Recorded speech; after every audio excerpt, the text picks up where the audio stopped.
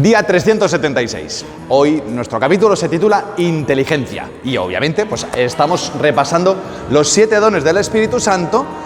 Ayer hablamos de la sabiduría, ¿vale? De este sabor, de estas cosas.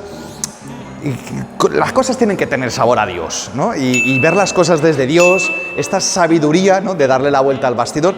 Y hoy el de inteligencia. Es verdad que tanto el de ayer como el de hoy nos pueden hacer referencia, ¿no? a cosas racionales, de conocer muchas cosas, el de ayer, pero el de hoy, el de inteligencia, sí y no.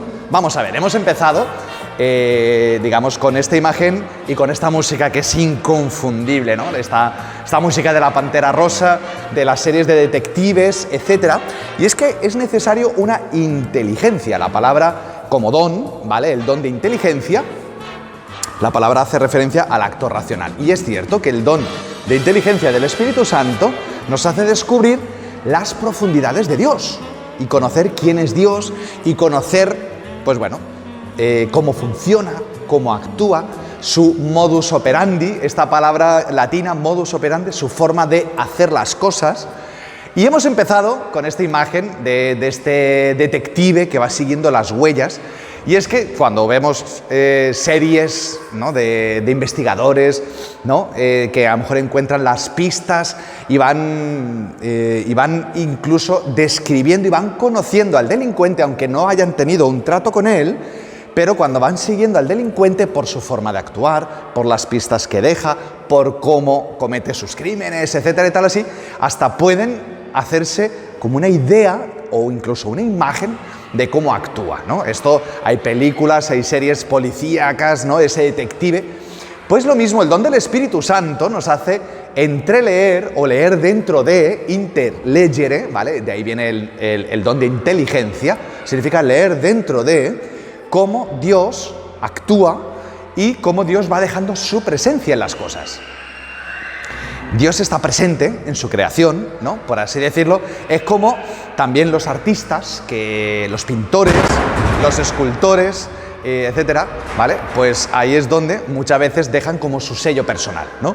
Es normal que tal autor, pues en sus obras, pues deje esta pincelada o haga una marquita. Va dejando como su huella personal en las cosas. Y ahí es donde cada uno de nosotros, pues podemos detectar al autor, ¿no? Y los que sois críticos de arte, cuando se ve una pintura se sabe si es o no del autor, ¿no? En fin, podemos poner miles de ejemplos y ahí es donde nosotros necesitamos saber qué cosas de nuestra vida son de Dios o vienen de Dios y nos van marcando las pautas, ¿no? Para poder elegir nuestro camino. Otro ejemplo para poder todo esto son las rutas de senderismo, ¿no? Hay rutas de senderos que van marcadas, ¿no? en los árboles, ¿no? Tú ves un tronco con una raya roja y una raya blanca y que te va indicando que este es el camino, ¿no? En mitad de un bosque. Y cuando tú llevas mucho tiempo caminando sin ver una marquita de esas, tú dices, yo creo que me he equivocado. Hasta que ves otra marca, ¿no? Roja y blanca y tú dices, sí, voy en la ruta, ¿no? Estoy en la ruta.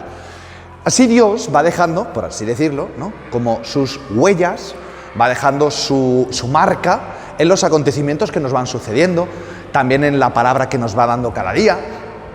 Dios habla de muchas formas, ¿no? Pero es necesario tener este don de inteligencia para leer dentro de las cosas que vivimos, cómo Dios nos va llevando y nos va hablando, ¿no? Dios ha dejado, ¿no? Una creación que habla de Él, ¿no?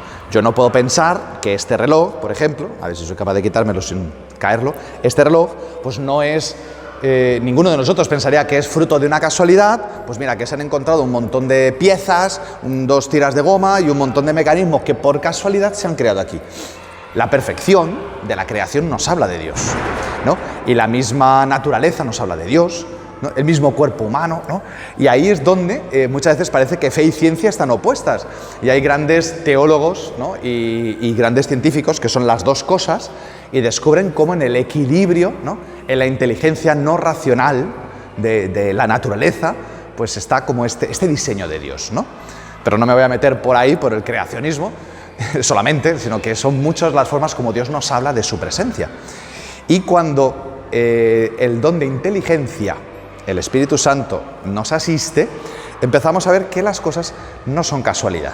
sino que hay una huella de Dios en lo que vivimos. Y esto es importante en nuestra vida, es fundamental. Es fundamental. Ayer hablábamos la necesidad que tenemos de ver las cosas como Dios las ve. Y ahí es donde toda nuestra vida cambia de perspectiva. Pero hoy es, digamos, como hacer un cribado, ¿no?, de todas las cosas que nos pasan en el día, las que vienen de Dios, ¿no? Y es verdad que muchas veces quisiéramos, como en nuestro caminar por el bosque, que cada uno de los troncos del árbol, en este árbol y en el siguiente, haya la marquita que te va confirmando que vas en la dirección correcta. Hay momentos donde tú tienes que ver y decir, uy, pues hace rato que no veo ninguna señal, tengo que retroceder hasta la última marca y empezar a mirar y discernir para dónde tengo que coger, ¿no? Todo esto en nuestro caminar es necesario. Lo que nos da es pánico a equivocarnos, nos da muchísimo miedo a tomar la decisión equivocada. Por eso necesitamos el don del Espíritu Santo, ¿no?, de inteligencia para leer dentro de todo lo que vivimos qué viene de Dios y qué no, ¿no? El Espíritu Santo es el que muchas veces, cuando suceden cosas desagradables, injusticias, cosas, internamente te dice, no te preocupes, que esto viene de Dios, ¿no? Y ahí es donde, junto con el de sabiduría, conviene, es necesario, esto tiene que suceder, y tú ves que Dios va dejando su huella y luego uno va siguiendo, ¿no? Es necesario poder descubrir el modus operandi de Dios.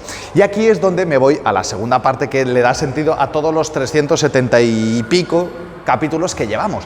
Y es que Dios nos va diciendo su forma de trabajar y su modus operandi a través de su palabra.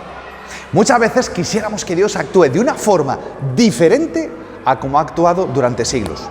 ¿Cómo actúa Dios? ¿A quién escoge? ¿Cómo hace las cosas? Cógete la Sagrada Escritura y lo verás. Es el Dios de lo imposible, es el Dios que escoge a los que no sirven, es el Dios que escoge pues al que no vale, ¿no? O sea, voy a llamar a un pueblo, voy a hacer una nación, voy a hacer una alianza con un pueblo y tengo que escoger a una persona para que sea, digamos, como el padre de ese pueblo. ¿A quién escojo? Pues a un hombre anciano, que no tiene tierra, con una mujer estéril. ¡Qué divertido! ¿Has visto? No, cualquiera de nosotros lo haría de otra forma, ¿no? Tengo que sacar a mi pueblo de Egipto. ¿A quién mando? Pues a un tartamudo, vamos a hacerlo gracioso, ¿no? O sea, y así sucesivamente. A ver, tengo que... a este profeta lo voy a poner con una mujer que sea estéril, o sea, y ahí tenemos a la madre de Samuel y a la madre de Juan Bautista, que también Isabel no había concebido, o sea, y así es Dios, ¿no? ¿Y cuándo abre Dios el mar? Pues cuando ya estás con un pie en la playa y tienes a los egipcios soplándote en la nuca ya, o sea, y ahí es cuando lo hace, no antes, ¿no? Es el Dios que actúa en el momento necesario, en el momento preciso, es el Dios que fracasa en la cruz, pero que a la vez 3 días después resucita, ¿no? Son cosas que tú dices, Dios no actúa según nuestra lógica, para nada, para nada. De hecho, los primeros teólogos decían, o sea, la prueba de que el cristianismo, digamos, no es una fe inventada, es que es absolutamente absurda, por así decirlo, de que un Dios fracase, de que los que escoja no a los selectos, sino a pescadores, etcétera. Dice, no es el modus operandi del ser humano, que nosotros vamos a escoger las mejores cosas, a quitar problemas, a que todo vaya fantástico, y todos los esquemas religiosos van ahí, unos dioses perfectos, todo estupendo, y que es un Dios que quita el problema. Ahora resulta que la fe, Dios se ha encarnado y va dejando sus huellas, y su modus operandi es ese, el Dios de la pobreza, de lo sencillo, del fracaso, de la muerte y resurrección, ¿no?, etcétera. Y ahí es donde podemos ver que Dios con nosotros actúa de la misma manera. Muchas veces pretendemos que Dios sea, pues eso, el arreglador, solucionador, el arreglador, la máquina de café, ahora quiero esto, ahora quiero lo otro, y aprieto el botoncito. Por eso necesitamos el don de inteligencia, poder leer dentro de todo lo que nos sucede en nuestros acontecimientos. Si no te lo da el Espíritu Santo, no te preocupes, tienes muchísimas líneas astrales de gente encantadísima, a cambio de un módico precio, de leerte las cartas, el café, la raya del ojo, la línea de las manos, te leerán lo que sea, te harán la lectura del aura, la carta astral, miles de cosas para explicarte por qué y para qué suceden las cosas. Mejor que no lo hagan el Espíritu Santo, ¿no? Lo mismo para terminar con Emaús. Es un ejemplo que lo utilizo mucho y últimamente lo estoy reincidiendo en Él. Fijaros la diferencia, estos dos discípulos de Emaús se ponen a hablar con Jesucristo de las cosas que pasan. Y todos sabemos qué cosas pasan.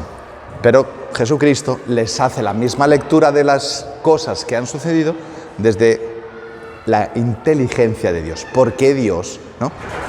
Hace esta obra y cómo funciona Dios, ¿no? ¿No sabíais, no os dais cuenta, leyendo las Escrituras, pues que el Espíritu Santo nos dé este don de inteligencia? ¿Te hace falta? Yo sé que todos necesitamos los 7 dones, pero a la vez que vamos cada día viendo uno de los dones, pues ve planteándote si este año 2021 es el don de inteligencia el que tienes que pedir, sobre todo al Espíritu Santo. Hasta mañana, que vaya usted con Dios.